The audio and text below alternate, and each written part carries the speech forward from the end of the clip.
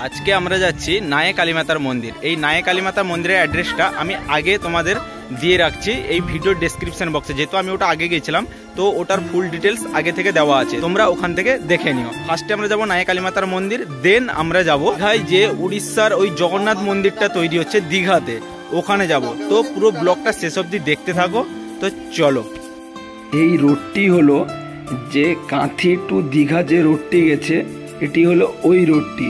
তো তোমরা বালিসাইতে ঢোকার ঠিক একটু আগে বাম দিকে একটা রাস্তা গেছে যেটি তাজপুর নাম। সেই তাজপুরে আমি তোমাদের সাইনবোর্ডটি দেখাচ্ছি, দেখো এটি হলো তাজপুর রোড। তোমরা এই রোডটি দিয়ে যেতে পারো, তাজপুর হয়ে শঙ্করপুর হয়ে নায়ে কালীমাতার মন্দির, আবার দীঘা যে একদম মেন গেট আছে সেখানে গিয়েও পৌঁছাতে পারবে এই রোডটি দিয়ে। কারণ এটি খুব সুন্দর রোড এবং নতুন হয়েছে, পুরো পরিষ্কার পরিচ্ছন্ন, কোনো জ্যাম হয় না সেইভাবে। তাই সেই উদ্দেশ্যে আমি তোমাদের বলছি এই রোডটি দিয়ে যাওয়া তোমাদের পক্ষে বেস্ট হবে।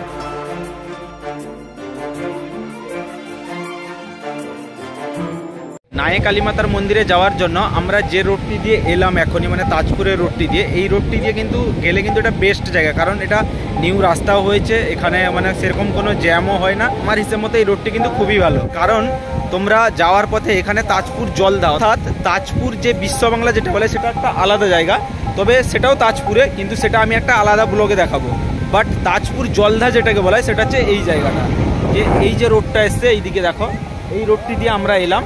তো এই রোডটি দিলে এই কর্নারে এই দিকটাতে কিন্তু অনেক দোকানপত্র আছে, আমি একটু গিয়ে তোমাদের দেখাচ্ছি। একেই বলা হয় কিন্তু তাজপুর জলদা। এবার আমরা যে যাব এখন নায়ে কালীমাতার মন্দির, সেটা আমরা এই রোড দিয়ে আমি তোমাদের দেখাচ্ছি।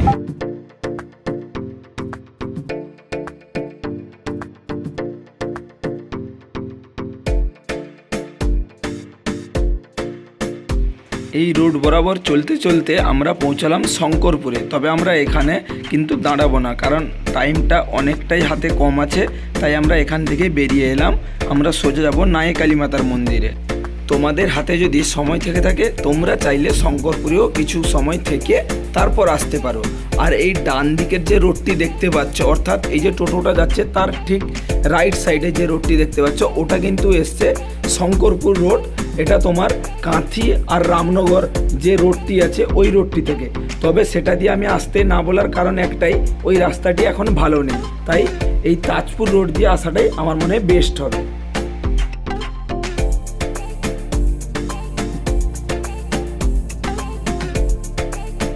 নায়ে কালীমাতার এই ব্রিজটি পেরিয়েই ঠিক লেফট সাইডে একটি রাস্তা মুড়ে গেছে, দেখো এই বাউলের স্ট্যাচু আছে, এই দিক দিয়ে মুড়ে যাও। এবার লেফট সাইডে মুড়ে যাওয়ার পরে এই রোডটি দিয়ে একদম সোজা বরাবর চলো। কিছুটা যাওয়ার পর রাস্তাটি শেষ হয়ে গেছে এবং ডান দিকে মুড়েছে, ডান দিকে মুড়লেই তোমরা পেয়ে যাবে এই নায়ে কালীমাতার মন্দিরটি। তো সবাই চলো এবং পুরো ব্লগটি শেষ অবধি দেখতে থাকো। তোমরা বাইক বা চার চাকা নিয়ে এলে কিন্তু এখানে পার্কিং আছে, পার্কিংয়ে রাখতে পারো, এখানে কোনো কস্ট লাগে না।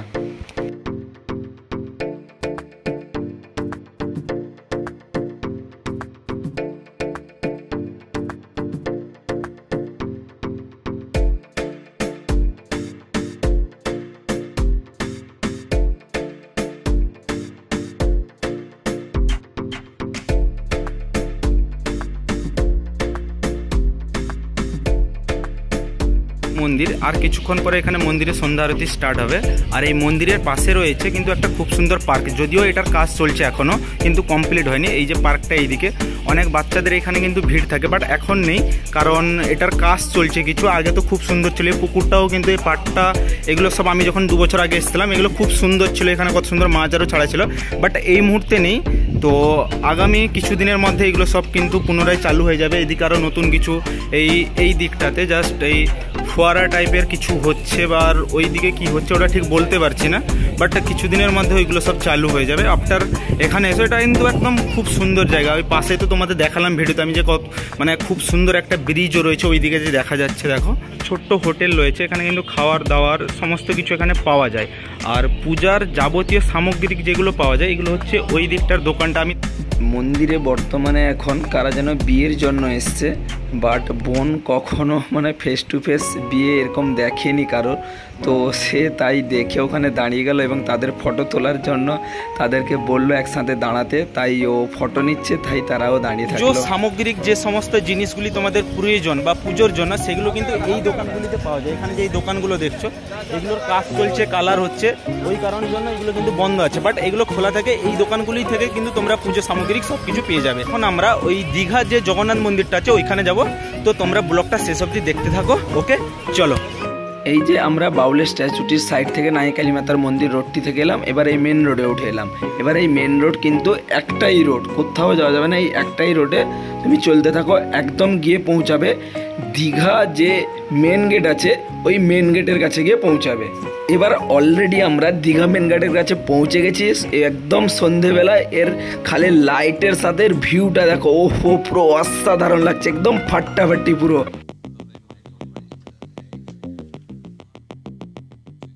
দীঘায় যে জগন্নাথ মন্দিরটা আছে সেখানে যাওয়ার জন্য তোমরা কিন্তু রামনগর দিয়ে এই রোডটি দিয়ে আসতে পারো, যেটা ডাইরেক্ট রামনগর থেকে এসছে দীঘা, রামনগর দীঘা রোড যেটিকে বলা হয়। এই যে দীঘা গেটটি দেখতে পাচ্ছ, এটা দিয়েও আসতে পারো, বাট আমি এখন যেটা দিয়ে এলাম তোমাদের তো রোডটা দেখে এলাম, সেটা হচ্ছে এই রোডটা আমি তোমাদের দেখাচ্ছি। আমি যে এক্ষুনি এলাম এই রোডটি দিয়ে, এটি কিন্তু এই দীঘা মেন গেটের সামনে দিয়ে বাইপাস হয়ে গেছে, কিছুটা সামনে গিয়ে কিন্তু এই মেন রোডের সাথে মিলিত হয়েছে। এটি হচ্ছে ওল্ড দীঘা। এই ওল্ড দীঘা থেকে জাস্ট 2 থেকে 3 মিনিট বাইকে করে বা গাড়িতে করে এগিয়ে গেলেই আমরা কিন্তু রাইট সাইডে পেয়ে যাব যে উড়িষ্যার জগন্নাথ মন্দিরটি দীঘাতে হচ্ছিল সেই মন্দিরটি। তো চলো এবার সামনাসামনি জগন্নাথ মন্দিরের সামনে। ভেতরে ঢোকার চেষ্টা করছিলাম, বাট ওনারা মানা করলো, কারণ মন্দিরের এখনও ফিনিশিংয়ের কাজ বাকি আছে এবং রঙের কাজ বাকি আছে, ওই সব কাজগুলি চলছে, তাই ওনারা মানা করলো। তবে আর কয়েক মাসের মধ্যে কিন্তু এই মন্দিরটি ওপেনিং হতে চলেছে। এটা তো মানে দীঘাতে যারা আসবে তাদের জন্য একটা খুব ভালো বড় জিনিস। আমাদের বর্তমান মাননীয়ার অনুপ্রেরণায় এটি তৈরি হয়েছে। যেহেতু আমাদেরকে ওখানে ঢুকতে দিল না, তাই আমরা আবার পুনরায় মেন রোডে চলে এলাম। মেন রোডে আসার পরে এই কৃষি উন্নয়ন যে সমিতি হাউসটা আছে, যেটা জাহাজের একটি ঘরের মতো দেখতে, ওটি দিয়ে তুমি যখন যাবে, যাওয়ার কিছুটা আগে এগিয়ে গেলে সায়েন্স সিটি পড়বে। সায়েন্স সিটির পেরালেই বাম দিকে চলে গেছে ঢেউ সাগরে, অর্থাৎ একটা খুব সুন্দর পার্ক এবং রাতের জন্য বেস্ট ভিউ। এখানে নানান ধরনের কিন্তু আকর্ষণীয় জিনিস আছে, আর এখানকার এন্ট্রি ফি হচ্ছে মাত্র 10 টাকা। 10 টাকা দিয়ে তুমি এন্ট্রি নাও এবং পার্কিং পাশে পেয়ে যাবে। ওখানে তোমরা গাড়ি টাড়িও রাখতে পারো, 4 চাকা টু হুইলার যা নিয়ে আসো না কেন। তো আমরা 10 টাকা করে টিকিট কেটে এন্ট্রি নিলাম। এখানে কিন্তু ক্যামেরা, মোবাইল সবই অ্যালাউ আছে, বাট ক্যামেরার দ্বারা কিন্তু এখানে ভিডিও ক্যামেরা করা যাবে না। তুমি মোবাইলে করতে পারো, আর ক্যামেরাতে শুধু ফটো তুলতে পারো, বাট ভিডিও ক্যামেরা কোনো রকমভাবে কিন্তু অ্যালাউ নেই এখানে। বাচ্চাদের এই জাম্পিং এগুলোতে বসার জন্য 50 টাকা করে টিকিট পার হেড, কারণ এখানে টিকিট কেটে তো তুমি এন্ট্রি নিলে 10 টাকা করে, বাট এর ভেতরে যে এই টয় ট্রেনগুলো যা কিছুই আছে না কেন সবই কিন্তু আলাদা আলাদা করে পয়সা লাগবে এর জন্য।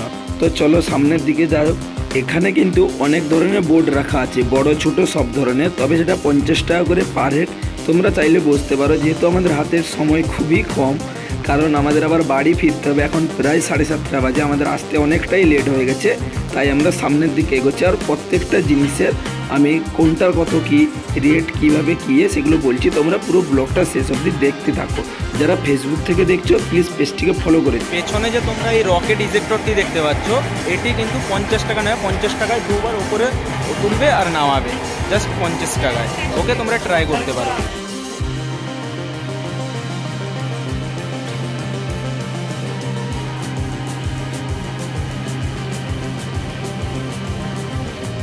এদিকে রয়েছে খুব সুন্দর সুন্দর ঝিনুকের তৈরি কত সুন্দর মিরর, মালা, অনেক কিছু আরও তোমরা এসে এখানে দেখতে পারো, কিনতেও পারো।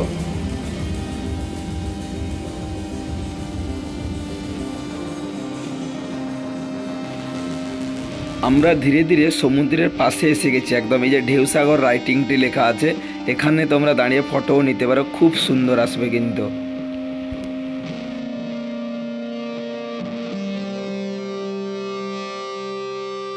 এদিকে রয়েছে বিভিন্ন ধরনের হাঁস, পাখি, এইগুলি খুব দেখতেও সুন্দর লাগছে। তো চলো।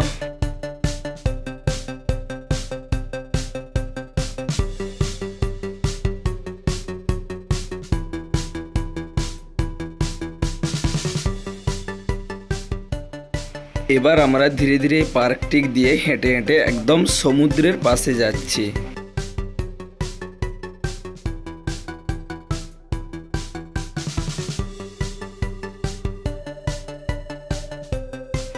সকলকে বলবো দীঘা এলে কিন্তু এই ঢেউ সাগরে অবশ্যই তোমরা ভিজিট করো। খুব সুন্দর একটি প্লেস। এখানে যে খাওয়া দাওয়াগুলোই আছে সেগুলো কিন্তু খুবই একটা বেশি দাম না, একদম নর্মাল দাম, 50 টাকা 40 টাকা এইরকম রেঞ্জের মধ্যে। কোনো অসুবিধা নেই, তোমরা এখানে আসতে পারো। খুব সুন্দর লাগে রাতের বেলা এই যে সমুদ্রের হাওয়াটা লাগছে না, ওহো পুরো অসাধারণ। এই পার্কটিতে এলে তোমাদেরকে সবার প্রথমত আমি বলি যে তোমরা কোথাও টাইম ওয়েস্ট না করে তোমরা সরাসরি কিন্তু এই যে পার্কটা এই দিকটাতে দেখতে পাচ্ছ, ওই যে রোডটা একদম সিধা বরাবর এসছে না, তো ওটাতে তোমরা এখানে চলে এসো। এখানে চলে আসার পর এই যে সমুদ্রের যে হাওয়াটা, মানে একটা আলাদা ধরনের অনুভূতি এখানে। তো না এলে আমি তোমাদের মানে কোনো রকমভাবে কোনো ভাষায় আমি বোঝাতে পারবো না যেখানকার যে অনুভূতিটা কী। সো তার জন্য তোমাদের কিন্তু এই জায়গাটায় আসতে হবে। একদম অসাধারণ। মানে আমার দীঘার মধ্যে যতগুলি জায়গা আছে, দীঘা বলো, তাজপুর বলো, মন্দারমণি বলো, শঙ্করপুর বলো, যতগুলি জায়গা আছে, আমার সবথেকে বেস্ট লেগেছে যে পার্কটি সেটি হচ্ছে এটি। তো প্লিজ তোমরা সবাই এসো, এখানে ভিজিট করো, কোথাও টাইম ওয়েস্ট না করে সরাসরি কিন্তু এই সমুদ্রের এই কিনারায় চলে আসো। এই দিকটাই যে দেখতে পাচ্ছ, এই দিকে হচ্ছে কিন্তু সমুদ্রটা, তো এই দিকটায় তোমরা চলে এসো। আর একবার ওঠ না, আমি ফটো নিব না। ভাই উঠছে আগে, ভাই উঠবে, ভাই উঠবে, ভাই আগে কে উঠবে? যাও। সমুদ্রের একদম পাশেই রয়েছে খুব সুন্দর একটা লাইটিং, এবং এই পাশে যে খাবারের দোকানগুলো আছে এইগুলোতে খুব একটা বেশি দাম নয়, সস্তা বললেই চলে। তো আমরা এখন খাবো যে আলু কাবলি আর হচ্ছে পাপড়ি চাট। তো দাদা দেখি কেমন বানায়, দেখে তো মনে হচ্ছে খুব সুন্দর টেস্টিফুল লাগবে। তো এবার খেয়ে দেখি। অনেকটা সময় আমরা এখানে থাকলাম, এখন প্রায় রাত্রি 9টা বাজে। যেহেতু আমাদের বাড়ি ফিরতে হবে তাই আমরা ফিরে চললাম। তোমরা সকলে এখানে এসো, ভিজিট করো, খুব সুন্দর একটি জায়গা। সকলে ভালো থেকো, আর চ্যানেলে নতুন হয়ে থাকলে চ্যানেলটিকে অবশ্যই সাবস্ক্রাইব করে পাশে থাকা বেল ঘন্টাটি অলে ক্লিক করে রাখো। Thank you.